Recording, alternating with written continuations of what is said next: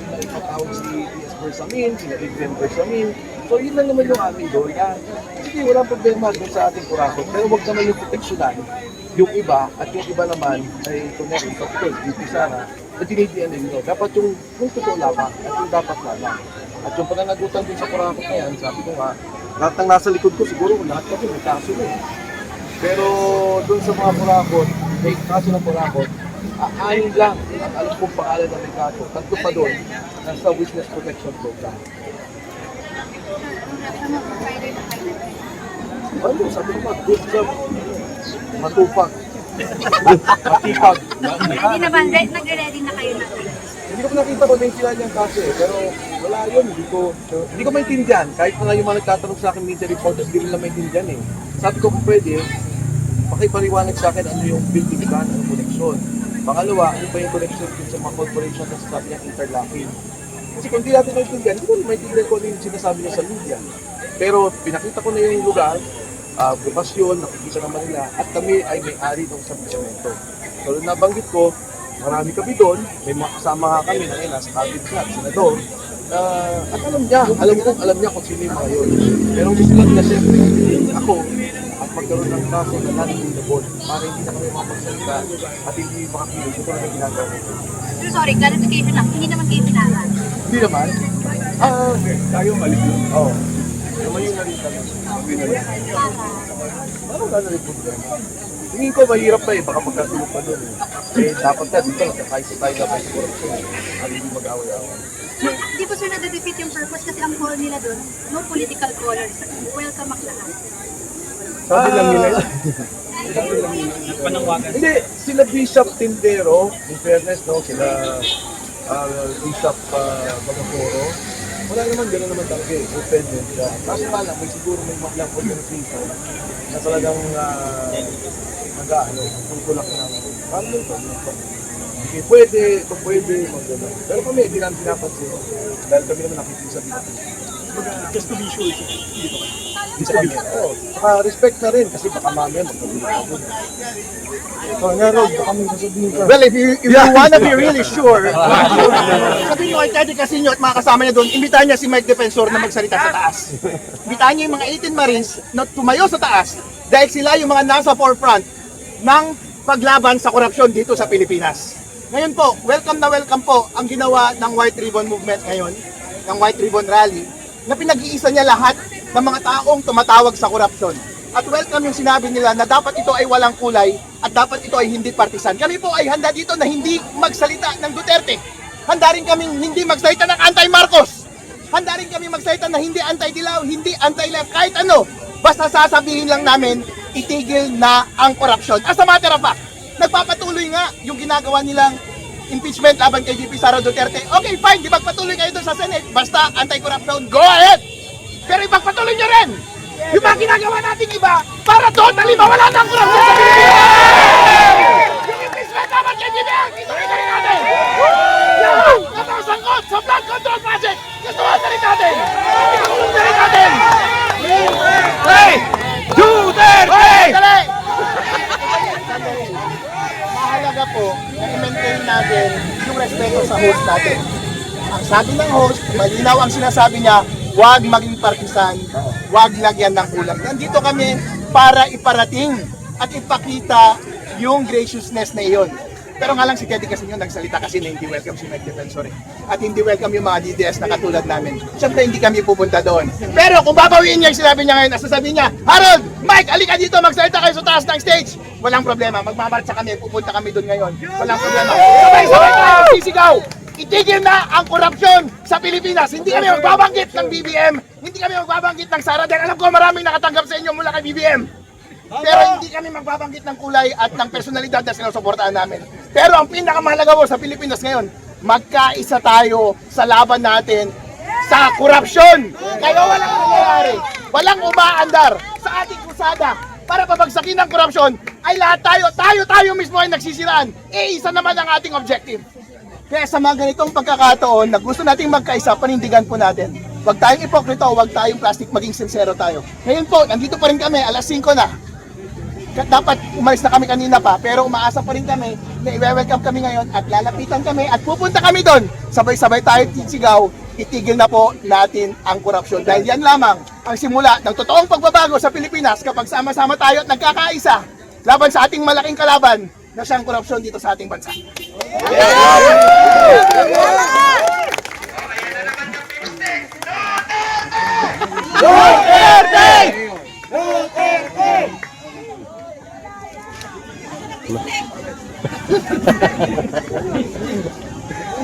Mahaba pa ang pila.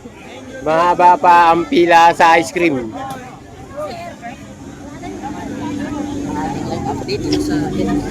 Ayan guys, thank you kay Sir Harold Espicio. Talagang lumalaban. Dito naman ay pagluluto. Oh.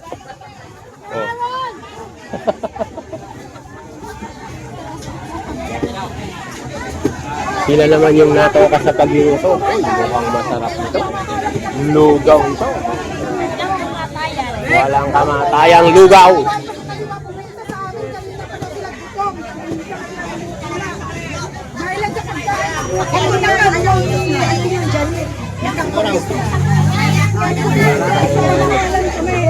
Sino yung mayaman nila?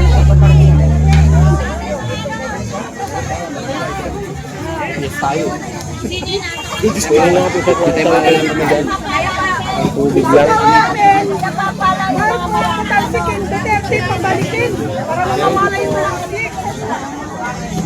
Nandun yan guys. Ang dami oh.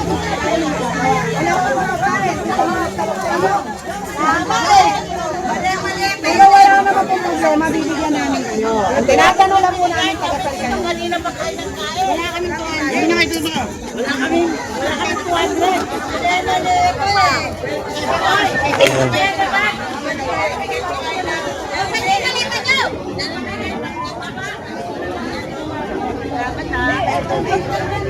Papicture tayo, te, yung vlog.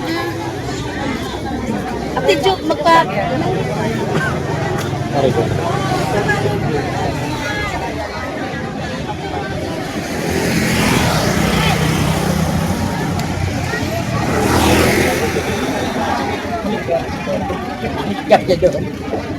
Wala akong makitang vlogger ni BBM. Wala. Kanina pa ako naghahanap sa live, wala akong makita. Wala. Nasa dulo. Wala naka-live eh. Hindi sila makalapit. Pangalan namin, sir? Ha? Sino sir? Mikey. Mike Defensor sir.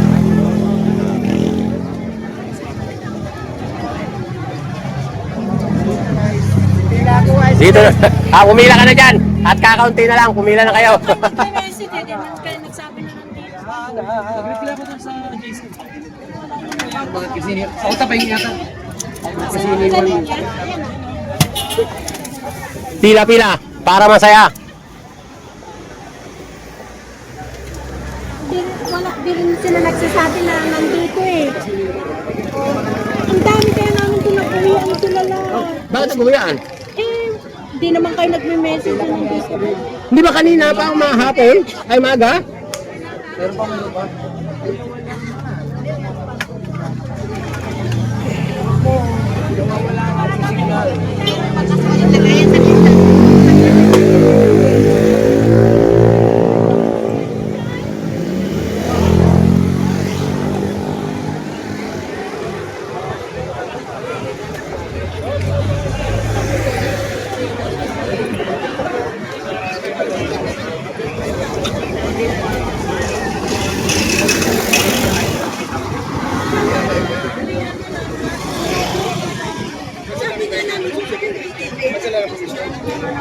Kaya nga.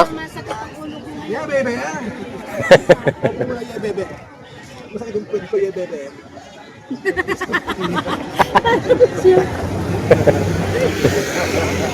Pinit-pinit namin yung tripod niya. Tapos Huli nakadaan kami dito. Kanina pa yan dito eh. Kakarating lang naman.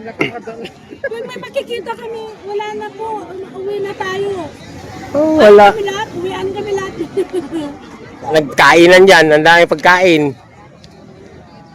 Ayun, may pagkain pa doon. Nagluluto pa sila. Sabi nila, papuput kami, di pa sila wala naman. Sabi na, Ni kanina pa yan eh, sila umaga. kanina ko lagi pa kami, dyan kami, oh. Pwede.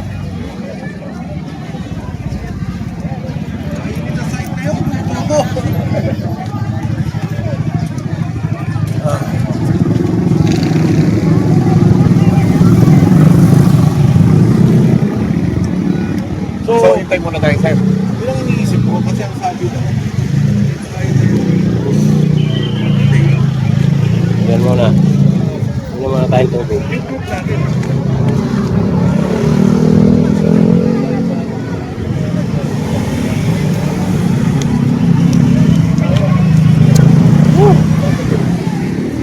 At meron din dyan.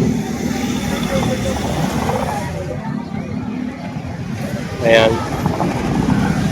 Hanggang doon. Mic Defensor. Ayan po, nagpapapicture.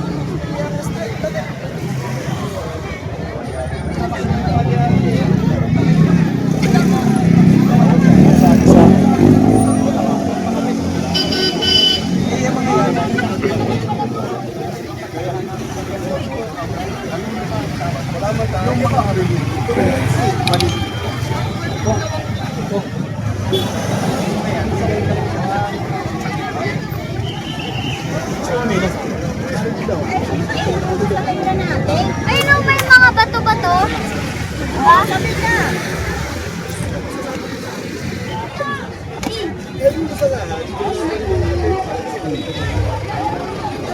dito pa. Sila, hindi nila alam na namin kayo eh. Sinabi ko na sa kanya, hindi sisi. Sinabi ko na kayo maganda. Meron pang bagong dating guys. Ayun o.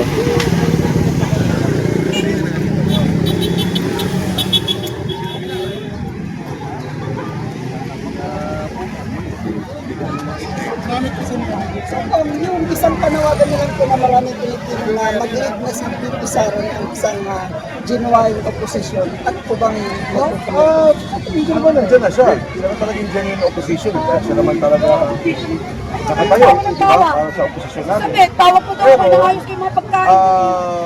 Alam mo, napakahirap na sitwasyon natin. Kasi pagka ikaw nagsalita, hindi mo nakakatuwag na. Kaya ko, mabuti na rin niya si Pipin na hindi na muna kumibo. Basta tayo nagkakaintindihan, nagkakaalaman tayo sa ating adikain at saka prinsipyo na pagkilos at paglaban sa korupsyon. ngayon po kumusta po kayo sa mga tinatanggap ng kaso na yun? Madami, nasa aling na ata ako, pero ito, nasa laya pa rin naman. Pagdating ng panahon na hindi maglakad ka po, kung may gagawin sila, dalawin nyo na lang ako para makapagsalita ako. At actually, ito, wala naman sa likod mo lang din natin. Salamat po. Salamat po. Thank you, thank you. Thank you. Salamat po. Salamat. Thank you. Reaction lamang po dito doon sa nakita ko sila namin sa news, ipinalandra po doon house plan ng wala bang ano sa privacy. Meron yun. May violation ng privacy yun, pero hindi ko naintindihan. Yung pinapakita nila talaga yun sa TV.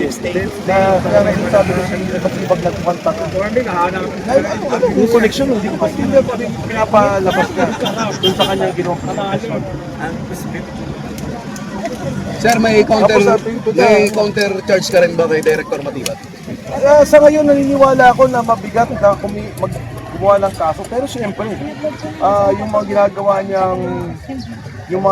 niyang panggipit, yung ginagawa niyang pagpapahinto sa mga taong nagsasalita sa korupsyon, inigipit niya, maging ang Senado, lahat na niya may balik yan. Thank you. Ayan. Naintindihan mo, Matibat. Uy! Sino yun? Kala ko si tatay eh. Kaya Kala ko motor din. Kala ko si tatay. Sabi ko tayo sa tatay eh.